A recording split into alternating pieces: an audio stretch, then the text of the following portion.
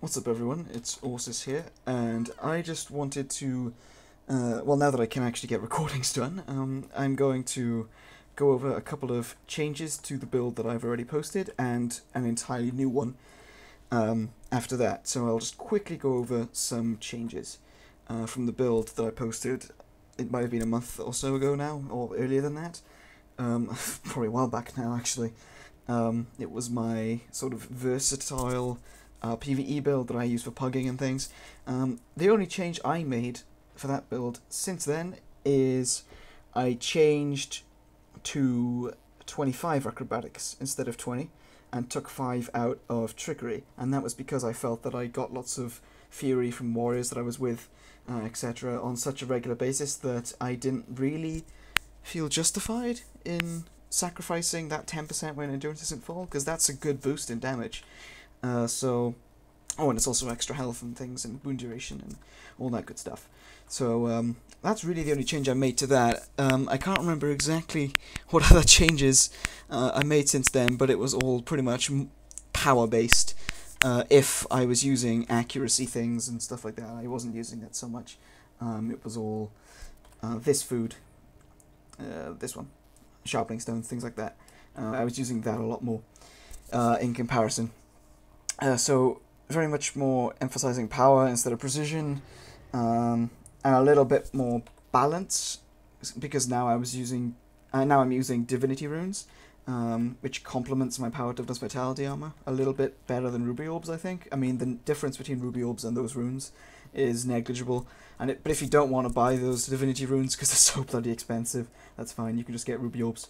You know, you don't really lose that much. It's just something I think fits well. So, let's get to this main build that I've come up with, and it's definitely still a very versatile PvE build, but I think it's a lot more, there's a lot more to it in terms of what you can give and take for the team. And that's mainly because of the changes to the Trickery trait line. I've seen a lot of people saying that, oh my god, this patch has broken thieves, etc, etc. I really don't think that. I think it's actually one of the best patches for thieves yet. Simply because I can actually use my profession skill like a profession skill. It's not just an occasionally useful teleport / fear / will / axe will. I can actually use it like a central part of a build that really drives me through encounters, so that's really, really nice. I mean, sure, it's very flavour of the month, and I guarantee that there's going to be a lot of builds like this in sort of, well, maybe not World vs. World, but perhaps structured PvP. But I don't really care. It's a bloody brilliant setup now, so let's get straight to it. So what changed for the Trickery trait line? Well, one thing that changed is Bountiful Theft will now steal the boons before Sleight of Hand, which means that if a Guardian has stability and things like that, you can steal it and then daze him, which is very nice. But that's sort of a niche thing. That's not something I would really worry about in PvE. But the main thing is the update to Sleight of Hand, or Sleight of Hand, however it's pronounced, depending on where you are. It now reduces the steal recharge by another 20%. This means that your steal, if you can see here, 21.5 seconds. That's pretty much in line with just a standard utility skill. That's like almost Scorpion Wire. That's crazy. Oh, Scorpion Wire was reduced to 20 in this patch, if you didn't know. And there are a couple of other things as well. Weakness was buffed to 50% glancing blows on all attacks, not just non-crits. And we lost Lotus Poison, which was just poison is always a playing weakness. Is now 4 seconds every 20 seconds instead of every time. Which sucks, yeah, but you can still do the cluster bomb into the poison field and all that good stuff if you need weakness on a large scale, and if you're running a Venom Share build for whatever silly reason. Oh wait, no, you can't do that anymore. My bad. Ignore that part. That was stupid. That's one thing I didn't like too. Torment. Torment is stupid. It's silly condition. I'm never going to find a use for it, ever. If you want to give us Torment, then give us Torment. Don't give us one little tidbit on one Venom, and then expect everyone to run Venom Share. Just, it's stupid. Stupid, stupid, stupid. Torment sucks. Don't even bother. So, yeah. Let's get on to the build. I've been talking too much about other stuff. So, my build now. This is what it looks like for PvE content. But I digress. These 10 points are optional. What I would suggest, if you don't use sword dagger or dagger that much, you'd rather just use sword pistol, or you like using short bow or something, you know, stuff that you don't really stealth often with, or perhaps you just spam SD without using cloak and dagger for any particular reason. That's an optional thing. I would just stick that 10 in Deadly Arts and get Mug or Sundering Strikes, whether you want some extra damage on top or you just want to apply vulnerability for the rest of the team. That's an entirely optional thing, but the main bread and butter of it is just 30 critical strikes and 30 trickery. So what does that mean? Well, critical strikes is the obvious thing. I have practice tolerance here just because of my lost vitality from the acrobatics tree that I was so used to, but you know, if conditions aren't really much of a problem, then I'll just stick on side strike. So that's pretty much the default that you'll be sticking with. Shadow Arts is just for the infusion of Shadow to support dagger DPS with first strikes, or sword dagger DPS for that matter. So that's that. If you don't want that, then don't take it. Just put it in Deadly Arts. But then Trickery, what we have here is stealing. Okay, I won't bother going through all of that stuff. I'll just sort of go by the total. So every 21.5 seconds, your steal skill will do the following. It will apply Fury, Might and Swiftness to your team for 10 seconds, so half uptime. It will apply Vigor, or Vigor, for 15 seconds, so that's like 3/4 uptime-ish. Rip 2 boons from the enemy, and give that to your team, as well as the 4 boons previously, and daze your target, and give you 3 initiative. Now, that's it for 21.5 seconds, guys. That's fucking crazy. It's brilliant.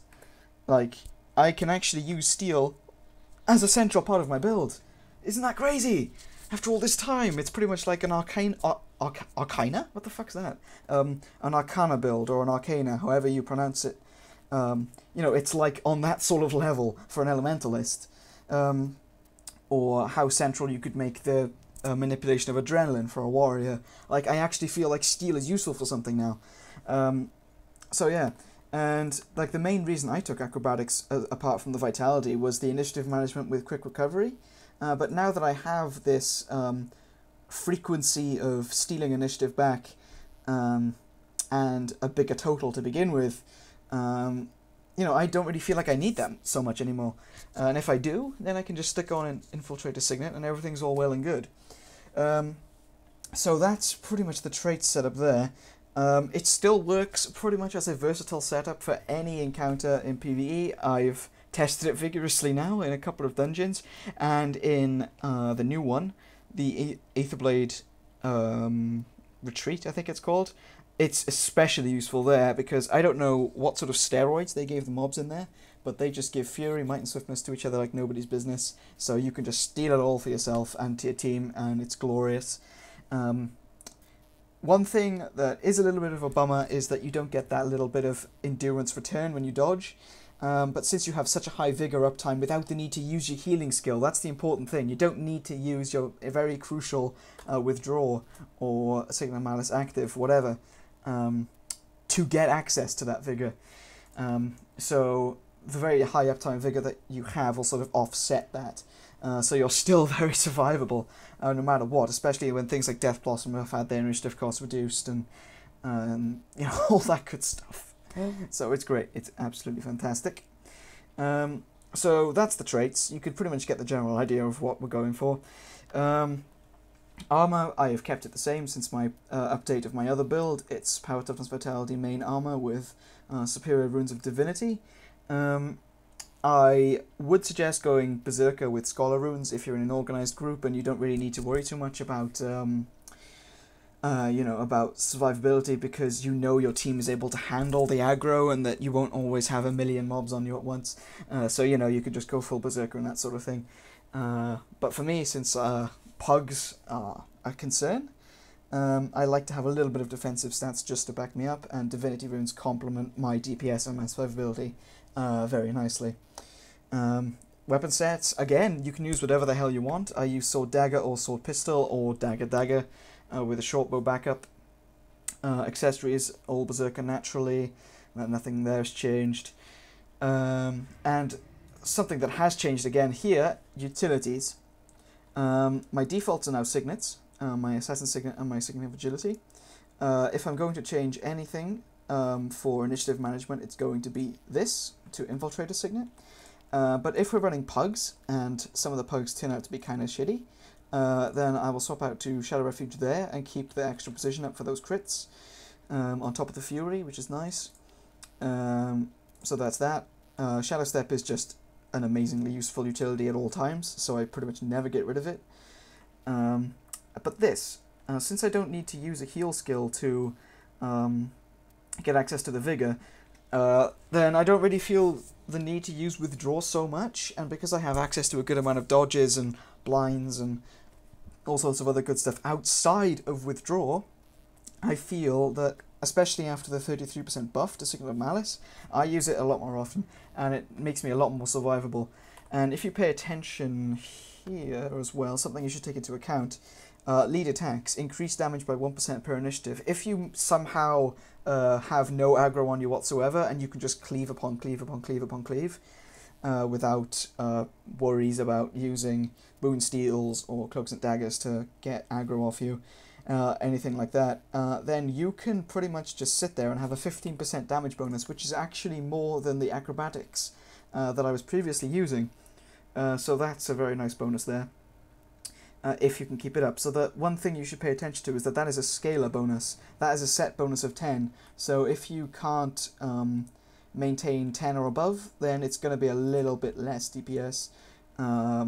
But since you have a lot more access to Fury and another Might Stack here and there, and you can potentially stay in the fight for a little longer because of all that Vigor uptime, and you can interrupt an opponent at will, essentially, without the need to go into stealth with Cloak and Dagger. You know, there's a lot of different ways that you can maintain your damage on a more regular basis than having to spec into acrobatics.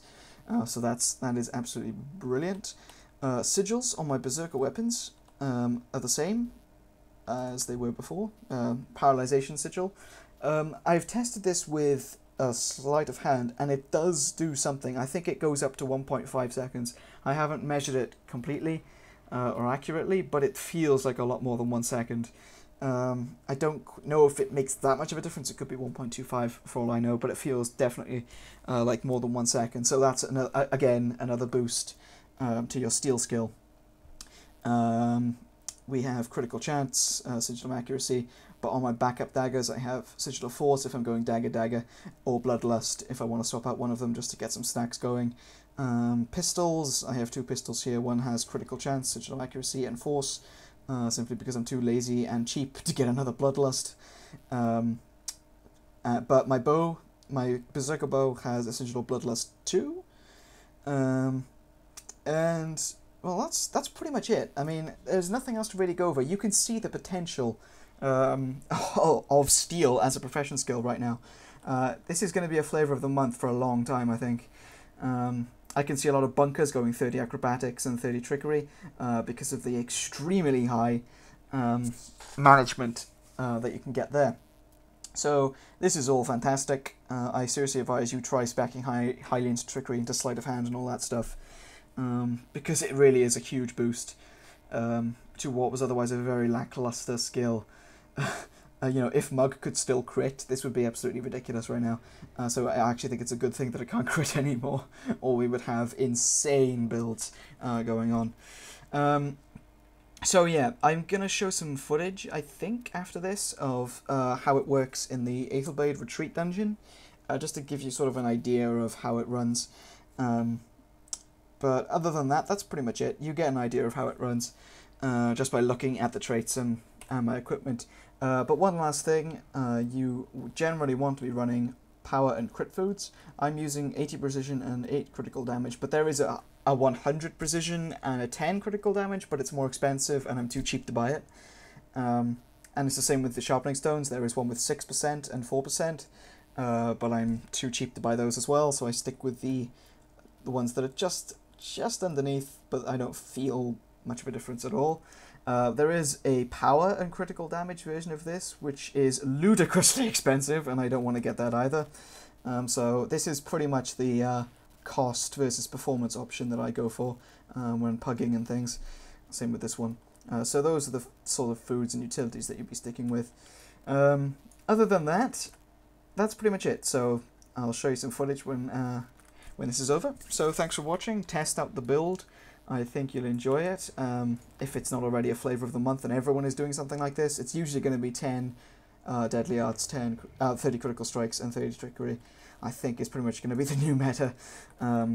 But this is what I feel most comfortable with, to be very versatile in all situations in a PvE environment, using sort of any weapon set I desire, and all that good stuff. That was the benefit of my old PvE build that you can still see on my channel. So yeah, that's it, and enjoy the footage if I do put it up, and I'll see you guys some other time.